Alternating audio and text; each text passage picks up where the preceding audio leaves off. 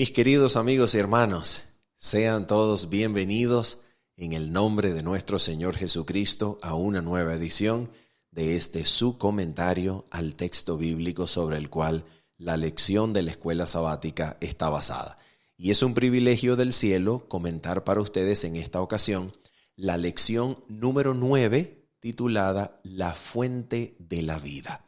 Así que vamos a orar y antes de orar, para sumergirnos en nuestro estudio de los textos bíblicos para hoy, solo queremos recordar nuestros dos complementos. Número 1, nuestro repaso, comentario al texto bíblico en su versión totalmente en vivo, cada sábado a las 7:30 de la mañana, hora local de Venezuela. Y número 2, nuestro complemento bosquejo escrito que dejaremos su enlace de descarga allí en la descripción de este video y en los comentarios del mismo para que usted tenga fácil acceso a él. Muy bien, vamos entonces a orar y de inmediato nos introducimos a nuestros textos bíblicos. Oramos juntos. Nuestro Padre bendito y Padre santísimo, en el nombre de nuestro Señor Jesucristo, nos atrevemos a entrar ante tu presencia santa y delante de tu trono, Señor, pedimos por favor nos sea concedido el don de tu Santo Espíritu, Padre, para que leamos tu palabra dirigidos, iluminados por ti, y tu palabra pueda transformarnos al mostrarnos a Jesucristo lleno de santidad y gloria delante de nuestros ojos. Tómanos, Señor, en el nombre de Jesús. Amén y amén. Muy bien, mis amigos, vamos entonces a comenzar con Juan capítulo número 1 y vamos a detenernos especialmente en el versículo número 4. Como ya ustedes saben, el Evangelio de Juan en su capítulo número 1 comienza con las palabras: en el principio era el Verbo. Y ustedes saben muy bien que la palabra verbo proviene de la palabra griega logos, cuya mejor traducción al español sería el término palabra. En el principio era la palabra, porque el Evangelio de Juan, en su primer capítulo, está conectando el comienzo del Evangelio con el comienzo de la creación. El principio de la creación y el principio del Evangelio tienen algo en común. Ambos comienzan con la palabra de vida. Y es exactamente de eso que el Evangelio en su capítulo número 1 nos está hablando. La palabra de vida. ¿Y por qué es tan importante saber que se trata de la palabra de vida? Precisamente porque cuando nosotros vayamos al capítulo 1 y el versículo número 4, cosa que vamos a hacer a continuación, nos vamos a dar cuenta que aquí comienza el Evangelio a darnos conocimiento acerca de cómo esa palabra de vida puede significar vida para nosotros.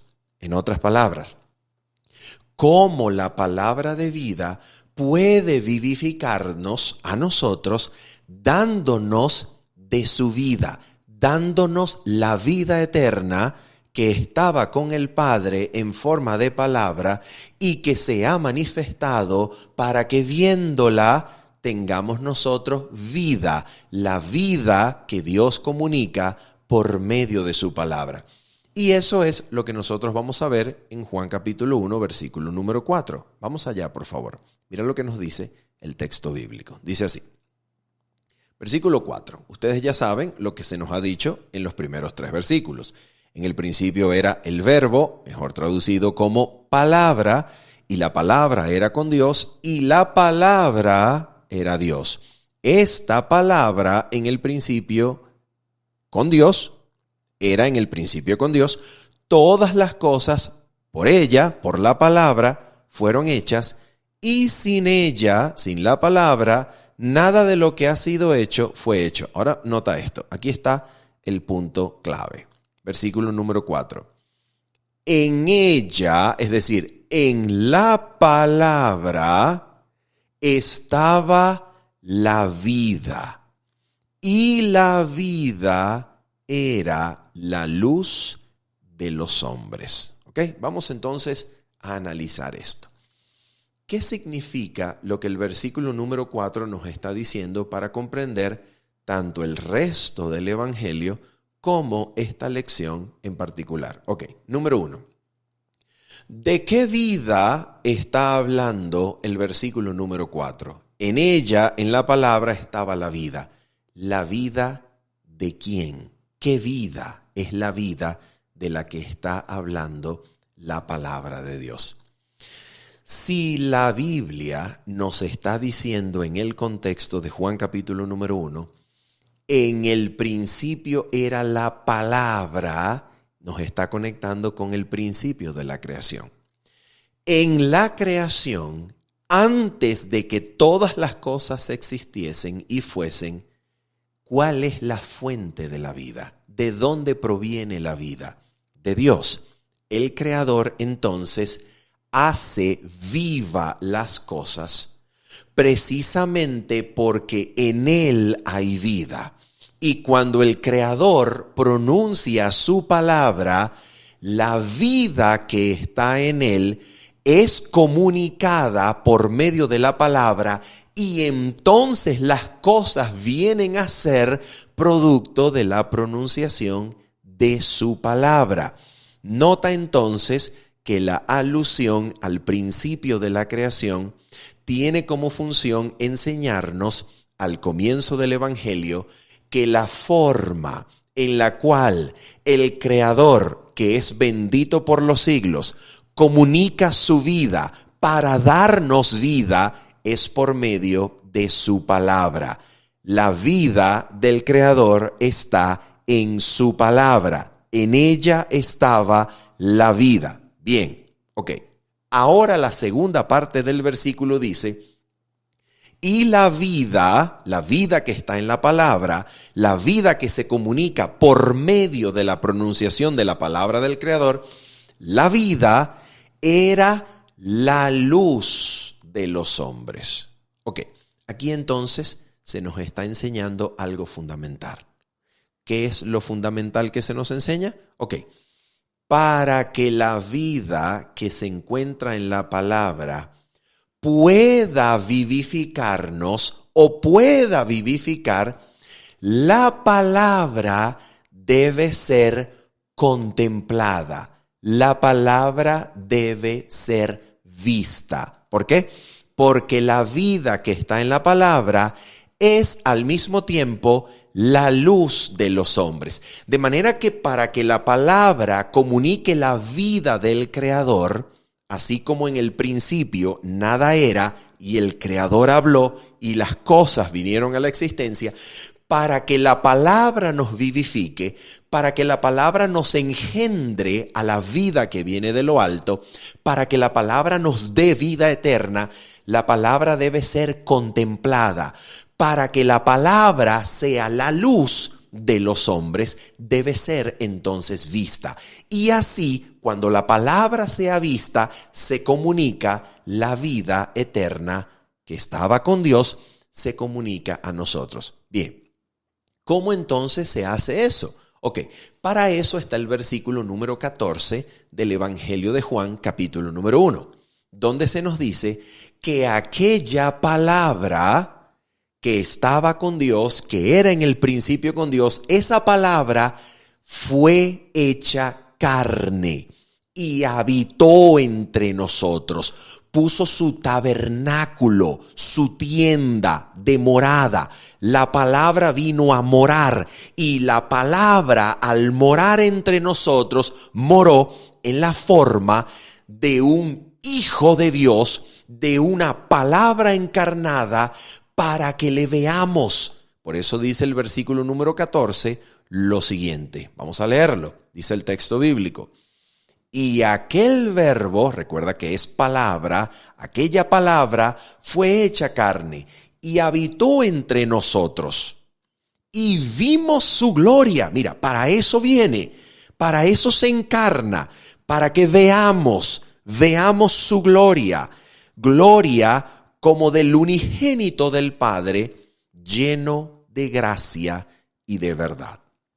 Quiere decir que esa palabra, que es el instrumento de creación del principio, viene a ser también el instrumento de revelación de la gloria del Creador. Esto es maravilloso. La misma palabra que es en el principio instrumento de creación, esa misma palabra es ahora instrumento de revelación. ¿Para qué? Para que el Creador y su gloria sea conocido por medio de la encarnación de esa palabra que viene en la forma de un Hijo unigénito del Padre, para que le veamos lleno de gloria, lleno de gracia, y al verle, la palabra en quien estaba la vida comunica su vida a nosotros y nosotros somos vivificados, somos renacidos a vida eterna al contemplar aquella manifestación encarnada de la palabra que es el Hijo de Dios, Cristo Jesús.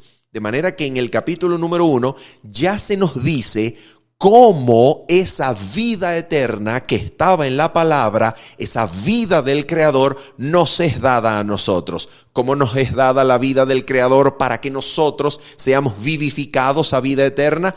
Por medio de la contemplación de esa palabra que fue hecha carne, nosotros le vemos y entonces la palabra viene a ser la luz de los hombres. Ahora fíjate esto. Esto es muy, muy importante lo que vamos a decir a continuación. ¿Por qué la vida que está en la palabra debe ser luz para los hombres? ¿Por qué los hombres necesitan luz? ¿Qué es lo que ocurre? ¿Cuál es el problema por el cual el texto nos dice que esa vida que estaba en la palabra es la luz de los hombres? ¿Por qué los hombres necesitan luz? ¿Por qué necesitan ser iluminados? Esto es muy importante. ¿Por qué razón? Mira lo que dice el versículo número 5 de Juan capítulo 1 y luego vamos a saltar al versículo 18. Y luego de estos dos versículos, Juan 1:5 y Juan 1:18, vamos a leer el comentario inspirado de estos dos versículos que se nos presenta en el capítulo número 1 del libro Deseado de todas las gentes. Mira lo que se nos dice aquí. Vamos a prestarle atención en primer lugar al versículo número 5. Mira lo que nos va a decir el texto bíblico. La luz en las tinieblas resplandece, y las tinieblas no prevalecieron contra ella. Aquí entonces nosotros nos estamos dando cuenta que la luz que estaba en la palabra, la luz que da vida, la luz que al ser contemplada vivifica, precisamente va a vivificar el lugar que está en tinieblas. Los hombres del mundo están en tinieblas. La humanidad está en tinieblas. Y por eso la vida que está en la palabra ha de alumbrar, ha de ser luz para que los hombres sean vivificados. Las tinieblas deben ser disipadas y vencidas por la luz. La pregunta es, esas tinieblas que la luz, con la finalidad de darnos vida, va a disipar y va a alumbrar, la pregunta es, ¿en qué consisten esas tinieblas? ¿Son tinieblas de qué? ¿Son tinieblas que consisten en qué cosa? Ok, mira lo que dice el versículo número 18 del capítulo número 1 de Juan. ¿Ok? Este es el punto clave. Mira lo que dice el versículo 18. A Dios, nota, nadie le vio jamás. ¿Qué cosa? A Dios nadie le vio jamás. El unigénito Hijo que está en el seno del Padre, Él le ha dado a conocer.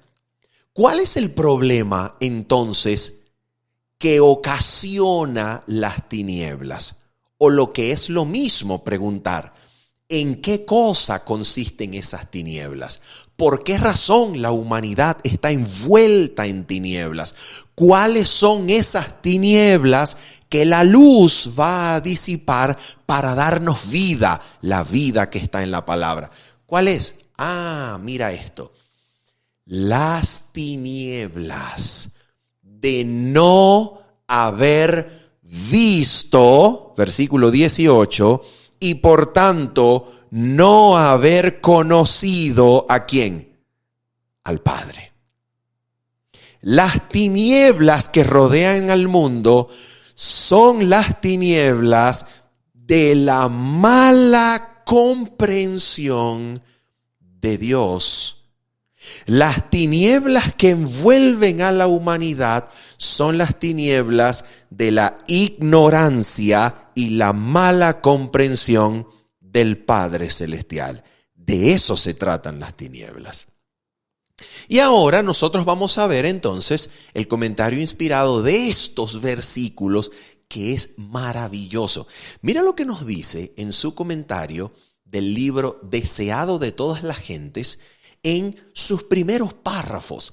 Y yo quiero que tú, por favor, le prestes atención a estos párrafos para que puedas notar cuál es el propósito principal de la venida de Cristo a esta tierra, que es el propósito desde donde se desprenden todos los demás propósitos de su venida. Mira lo que dice aquí este comentario. Es una cosa espectacular. Mira esto. Dice así: y será llamado su nombre Emmanuel, Dios con nosotros. Por supuesto, de la frase hebrea Immanuel, con nosotros Dios. ¿Ok? Ahora mira esto. Mira lo que dice aquí. La luz del conocimiento de la gloria de Dios, fíjate que es luz del conocimiento, luz que consiste en conocer a Dios. La luz del conocimiento de la gloria de Dios se ve en el rostro de Jesucristo. Eso es un comentario que nosotros encontramos en 2 Corintios 4, versículo 6 en adelante. Ahora fíjate esto. Dice así: desde los días de la eternidad, el Señor Jesucristo era uno con el Padre. Era la imagen de Dios, la imagen de su grandeza y majestad, el resplandor de su gloria. Ahora fíjate lo que dice aquí, por favor. Dice: vino a nuestro mundo para manifestar esta gloria. ¿Qué es lo que Cristo viene a hacer al mundo según este texto? Viene a manifestar la gloria de Dios, la gloria del Padre. Ahora dice: vino a esta tierra obscurecida por el pecado para revelar la luz del amor de Dios, para ser Dios con nosotros. Por lo tanto, fue profetizado de él y será llamado su nombre Emmanuel. Ahora fíjate cómo sigue aquí. Mira esto. Al venir a morar con nosotros, Jesús iba a revelar a Dios, tanto a los hombres como a los ángeles. Nota que esto es maravilloso. Nosotros no estamos leyendo cualquier párrafo de esta obra maravillosa llamada El Deseado de todas las gentes. Nosotros estamos leyendo los mismísimos primeros párrafos, donde su autora inspirada, la mensajera del Señor, está diciéndonos, abriendo su libro, cuál es el propósito de la venida de Cristo. Cristo viene ¿con qué propósito? Por encima de cualquier otro propósito.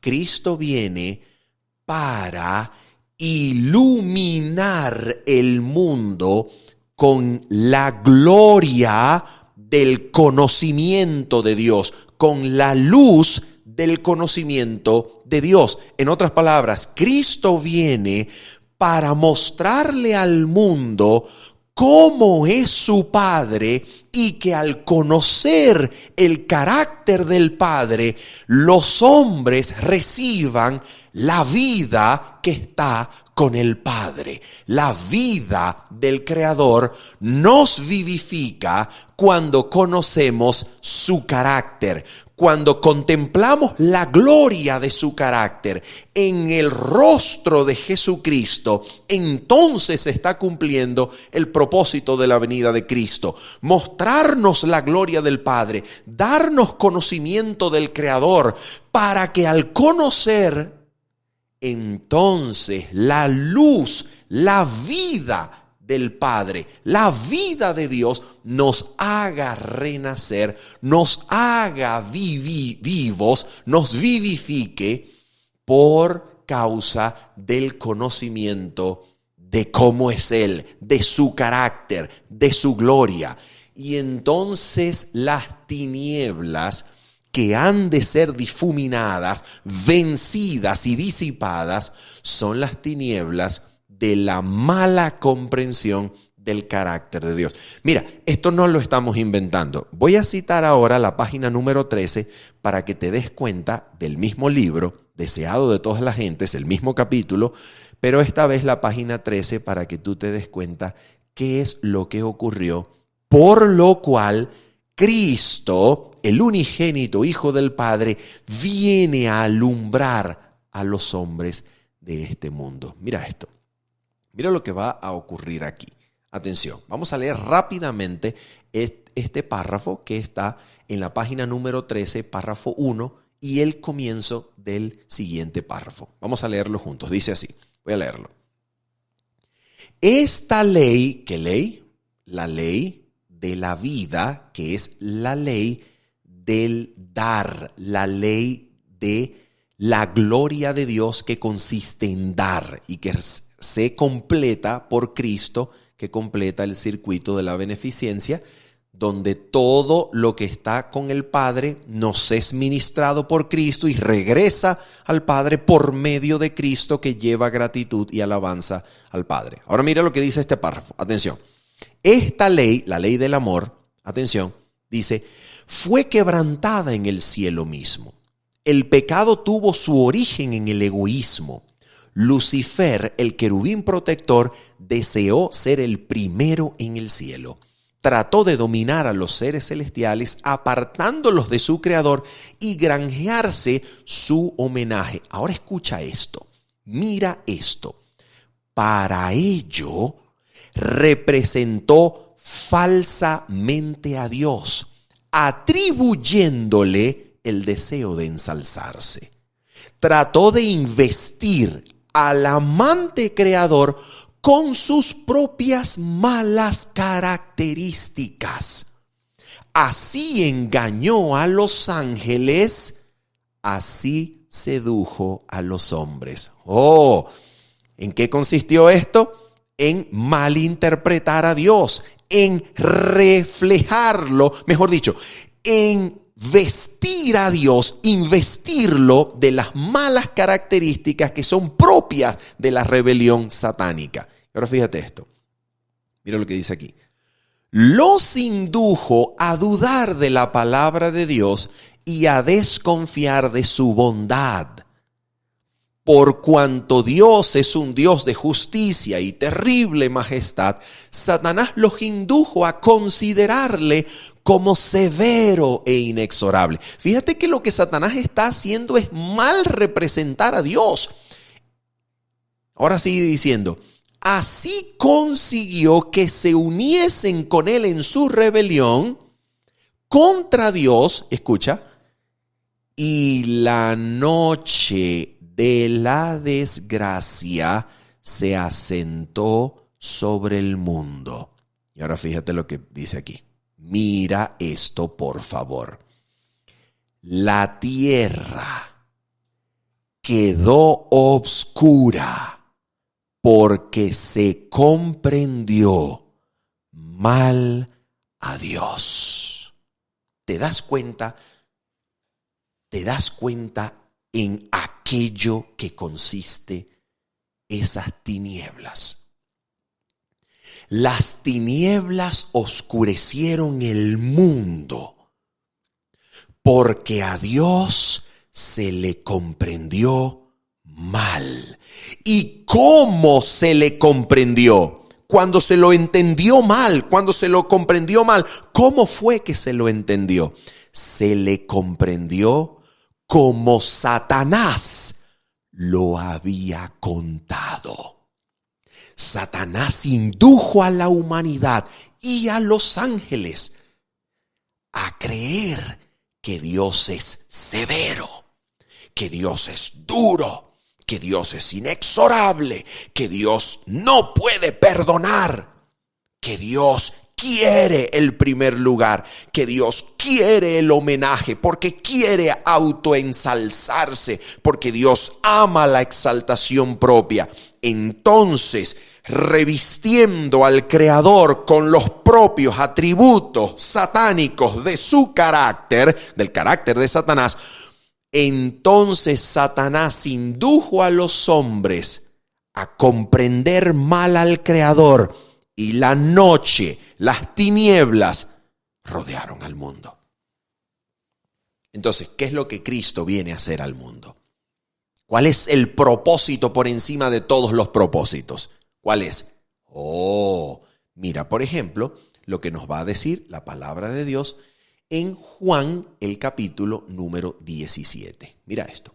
Juan, capítulo número 17, y vamos a mirar los primeros versículos. ¿Por qué hay que mirar los primeros versículos? Bueno, porque aquí Jesucristo mismo está diciendo cuál es la razón para la cual ha venido.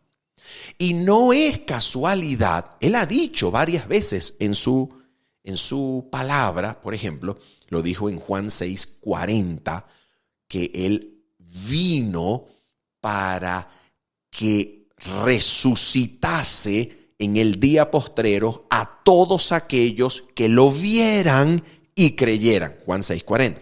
Él dijo, por ejemplo, que Él debía ser levantado para que todo aquel que en Él crea no se pierda, mas tenga vida eterna.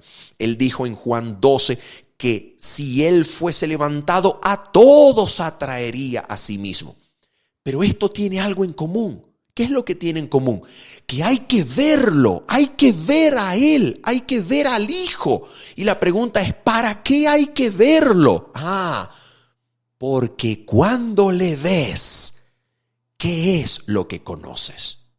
Vamos a mirar. Juan 17, ¿qué es lo que conoces cuando ves al Hijo? ¿Qué es lo que sucede contigo y conmigo cuando lo vemos? Mira lo que sucede. Juan 17, versículo 1 en adelante. Dice la palabra de Dios así. Estas cosas habló Jesús y levantando los ojos al cielo dijo: Padre, la hora ha llegado, glorifica a tu Hijo para que también tu Hijo te glorifique a ti. Como le has dado potestad sobre toda carne. Ahora escucha esto, no es cualquier cosa. ¿Para qué? ¿Para qué le dio autoridad, potestad? Para que dé vida eterna a todos los que le diste. ¿Ok? ¿Y cómo? ¿Cómo da esa vida? Mira cómo. Versículo 3. Y esta es la vida eterna. Amigos, estas son palabras que debemos respetar, que debemos tomar bien en serio, porque las está diciendo aquel a quien el Padre envió para que dé vida eterna. La pregunta es, ¿cuál es esa vida eterna? Mira, y esta es la vida eterna. Que te conozcan a ti, el único Dios verdadero, y a Jesucristo a quien has enviado. ¿Qué era lo que nos había dicho el versículo 18 del capítulo número 1 de Juan? ¿Qué nos había dicho? Que a Dios nadie le vio jamás. ¿Y entonces para qué vino el Hijo, el unigénito Hijo? ¿Para qué vino? Para darlo a conocer. Así que cuando vemos a Cristo, vemos la gloria de Dios en el rostro de Cristo. Y cuando vemos a Cristo, conocemos a Dios. Y al conocer al Padre, entonces ¿qué ocurre? ¿Qué ocurre cuando conocemos al Padre? Esta es la vida eterna. De eso se trata. Conocer al Padre, comprender su carácter lleno de gloria, lleno de santidad, lleno de justicia, lleno de gracia y verdad. Dios, Jehová, Jehová, fuerte, misericordioso, tardo para la ira y grande en misericordia y verdad. Cuando vemos esa gloria que Moisés quiso ver, pero que solo vio de manera tenue, porque solo contempló las espaldas. Cuando vemos el rostro de Cristo, vemos esa belleza de carácter, vemos la gloria del Padre. Y cuando entendemos su carácter, sabemos que la gloria de Dios consiste en dar, que esa gloria es la gloria del amor que renuncia a sí mismo. Vemos que es la gloria que renuncia a buscar el primer lugar y que ama como para darse a sí mismo, aunque eso signifique morir por el otro. Vemos que la gloria de Dios, la ley del Creador, la ley del cielo, la ley de la vida, la ley de su carácter consiste en dar. Es la ley del renunciamiento propio, es la ley del amor que no busca lo suyo, sino que se da por amor a otros. De eso se trata. De eso se trata. Y entonces, ¿qué ocurre cuando vemos ese carácter? Cuando vemos ese carácter y conocemos así a Dios, la consecuencia inmediata es que le amamos. Y cuando yo lo amo, llego a experimentar la mismísima ley de la vida, la mismísima ley del cielo. Cuando amo a Dios, lo amo por encima del amor que siento por mí mismo. Entonces, cuando amo a Dios por encima del amor que siento por mí mismo, estoy siendo arrancado de las garras y poder de Satanás, quien se ama a sí mismo por encima de cualquier cosa, y estoy siendo trasladado al reino del Hijo, el reino donde la ley que rige, la ley de la vida, es la ley del amor que renuncia a sí mismo para darse por otro. Cuando amo a Dios por encima de mí mismo, cuando lo amo tanto porque comprendí su carácter, porque su amor me conquistó, porque su amor produjo en mí amor por Él, entonces lo amo con un amor. Apocalipsis capítulo 12, versículo 11. Que no teme ni aprecia su vida por encima como para estar dispuesto a morir por Él. Cuando lo amo por encima de lo que me amo a mí mismo y estoy dispuesto a morir por Él, entonces yo ya no pertenezco a las potestades de Satanás. Pertenezco al reino de los cielos. Vivo la vida eterna desde el momento en que lo amo. Por esa razón, mis queridos amigos, por esa razón, en Juan capítulo número 6, que también es el texto sobre el cual la lección de la escuela sabática está basada, en Juan capítulo número 6, Jesucristo nos dice entonces, ¿dónde está ese conocimiento? ¿Dónde está esa vida? A ver, porque alguien podría decir, ok, He comprendido que para tener vida eterna debo comprender el carácter de Dios y así amarlo. ¿Y cómo hago para verlo? ¿Cómo hago para conocer ese carácter? La respuesta es Cristo. En su rostro vemos la gloria del Padre, ¿ok? Y ahora, ¿cómo veo a Cristo? ¿Cómo lo veo? Para que Él me vivifique. La respuesta está en Juan 6 y la vamos a descubrir también en Juan 12, versículo 47 en adelante. Vamos a leerlo. Vamos a ir en primer lugar a Juan capítulo número 6. Vamos allá. Juan capítulo número 6. Y vamos a leer desde el versículo número 61. Mira lo que dice aquí. Juan 6, versículo 61 en adelante. Dice la palabra de Dios. Sabiendo Jesús en sí mismo que sus discípulos murmuraban de esto, ¿de qué cosa es esto? De que él había dicho que había que comerlo, había que comer su carne y beber su sangre. Y los discípulos murmuraban diciendo, y él les dijo, esto os ofende. Y ahora mira esto, versículo número 62. Pues ¿qué si viereis al Hijo del Hombre subir a donde estaba primero? Y aquí está la clave. Escucha esto. Mira la clave. Versículo 66 dice, versículo 63 dice así. El Espíritu es el que da vida. La carne para nada aprovecha. Las palabras que yo os he hablado son espíritu y son vida. Y ahora mira cómo se combinan con esto.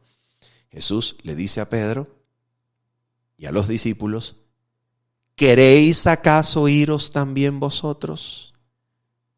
Y mira entonces lo que respondió Pedro. Señor, ¿a quién iremos? Tú tienes palabras de vida eterna. ¿Dónde está entonces Cristo para que yo pueda participar de Él?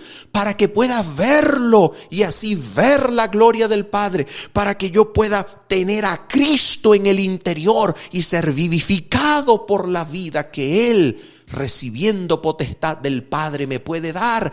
¿Cómo hago para participar de Él? Las palabras que Él nos ha hablado son espíritu y son vida.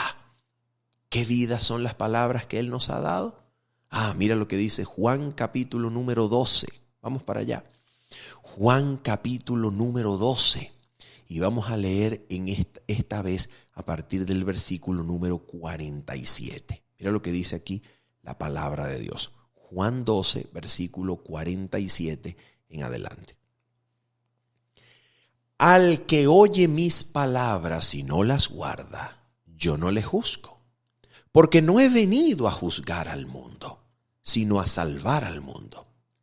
El que me rechaza y no recibe mis palabras, tiene quien le juzgue.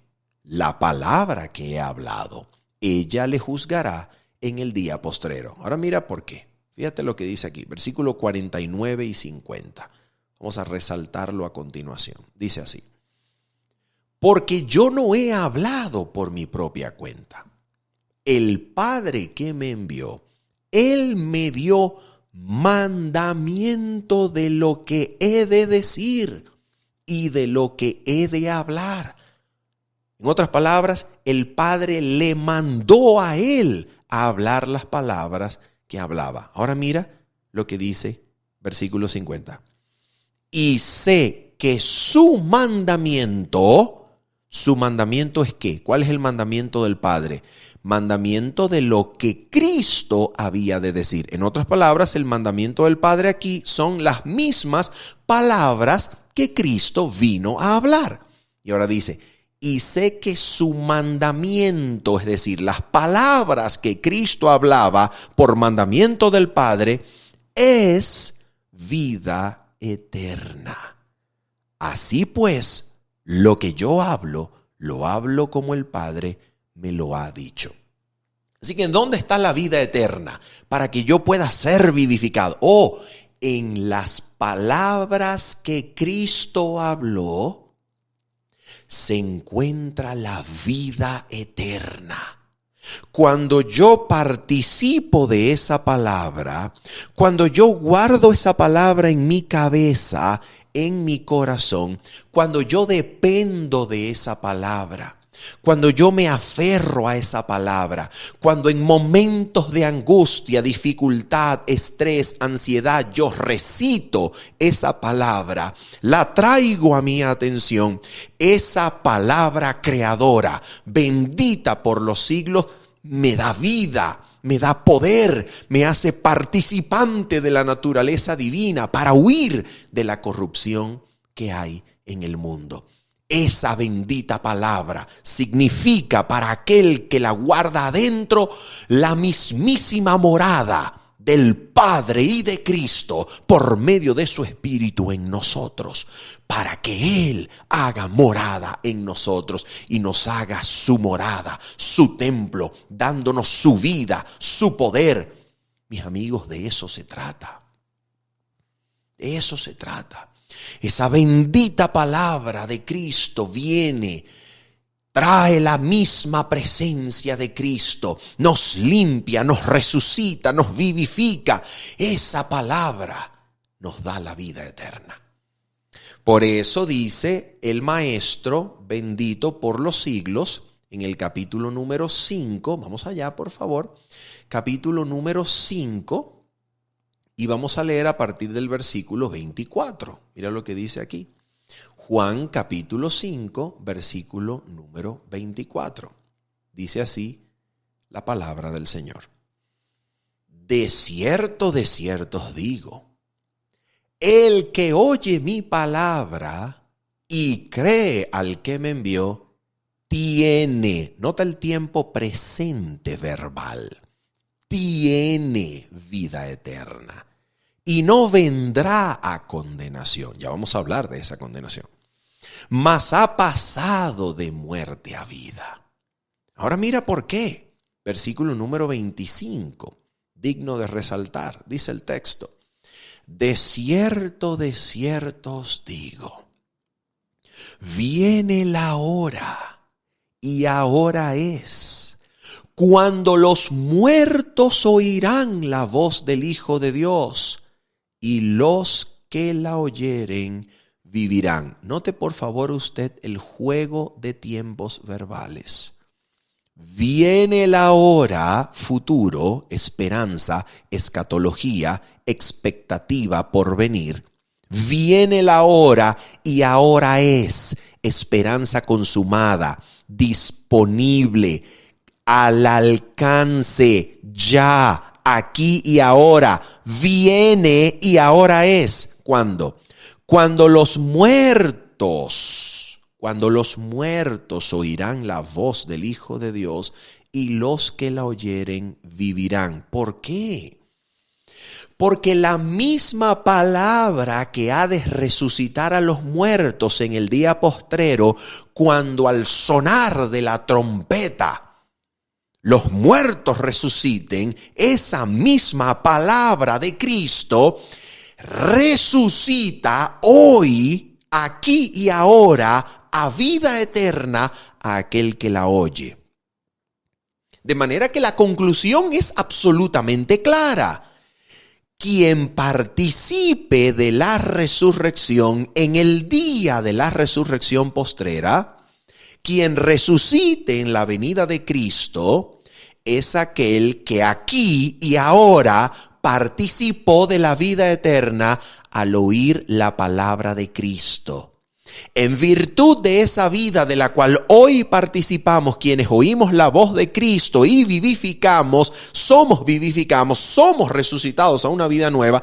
Quien participa de esa vida nueva, vida eterna, al oír y creer las palabras de Cristo, en virtud de esa vida de la cual hoy participamos, resucitamos en el día postrero por la misma palabra del Hijo de Dios, que tiene potestad del Padre para dar vida eterna a todo aquel que lo oiga, que lo vea y crea en Él, participa hoy de la vida eterna y en el día postrero es resucitado en virtud de esa misma vida de la que participó aquí y ahora cuando oyó y creyó la palabra del Mesías.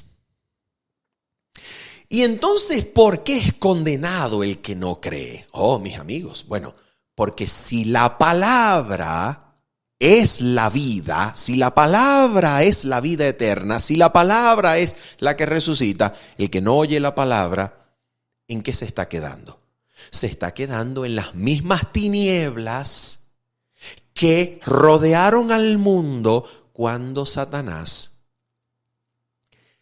quiso comunicar a los hombres del mundo que el carácter del Creador no era bueno después de todo. ¿Por qué?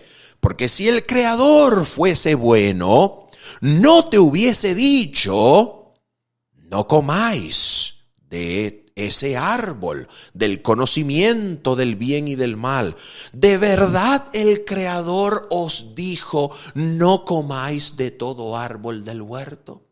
Con que Dios os ha dicho, no comáis de todo árbol del huerto, que era lo que Satanás estaba tratando de infundirle, de sugerirle a la humanidad, a aquel primer ser humano y su pareja en relación con el árbol del conocimiento del bien y del mal. ¿Qué era lo que le estaba tratando de decir?